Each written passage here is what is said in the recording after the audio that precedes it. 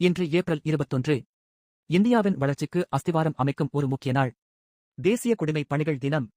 ஒவ்வொரு ஆண்டும் ஏப்ரல் 21ஆம் தேதி நம் நாட்டின் நிர்வாகத்தை முன்னெடுத்துச் செல்லும் குடிமைப் பணியாளர்களின் அர்ப்பணிப்பை கௌரவிக்கும் நாளாக இந்த நாள் கொண்டாடப்படுகிறது. IAS, IPS, IFS போன்ற அதிகாரிகள் நாட்டின் வளர்ச்சி, சட்டம் ஒழுங்கு, சுற்றுச்சூழல் பாதுகாப்பு போன்ற துறைகளில் மிக முக்கிய பங்கு வகிக்கிறார்கள். இந்த நாள் ஏன் முக்கியம் தெரியுமா?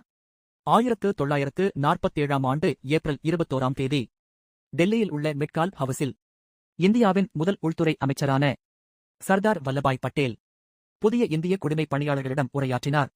அந்த உரையில் அவர் சொன்னார், நீங்கள்தான் இந்தியாவின் இயக்க கட்டமைப்பு.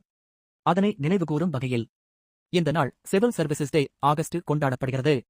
மாறிவரும் உலக சவால்களை சமாளிக்க நேர்மை, பொறுப்பு மற்றும் தன்னலமற்ற சேவையுடன் இந்த அதிகாரிகள் பணியாற்றுகின்றனர்.